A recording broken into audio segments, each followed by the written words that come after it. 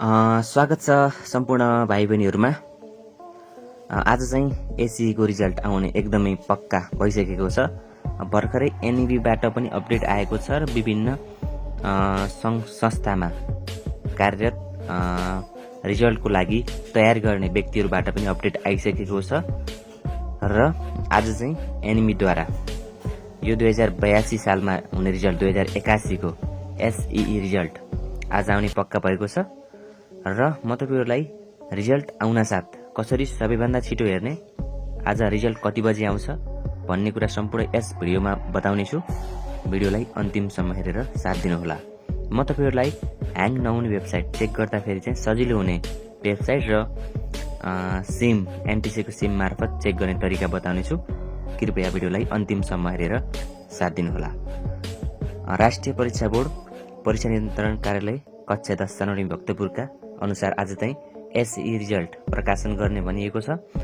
अन्य कुनै प्राविधिक समस्या नआएसम्म 3 बजेदेखि 5 बजे भित्रमा चाहिँ एसई रिजल्ट प्रकाशन गर्ने कुरा फिक्स भइसकेको छ। तपाईँ रिजल्ट प्रकाशन भएको केही समयपछि 10 मिनेट 15 मिनेट 20 मिनेटपछि हेर्न सक्नुहुनेछ।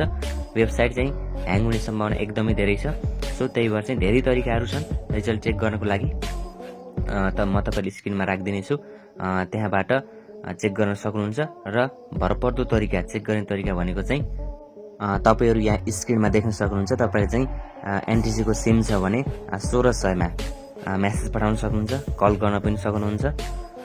त्यस्तै गरी तपाईको वेबसाइटबाट तपाईले चाहिँ sce.gov.np यो 1 नम्बरमा रहेको र 2 नम्बरमा रहेको www.neb.gov.com.np त्यस्तै गरी नेपाल टेलिकम यी तीनवटाबाट चाहिँ तपाईले एकदमै फास्ट तरिकाले हेर्न सक्नुहुन्छ।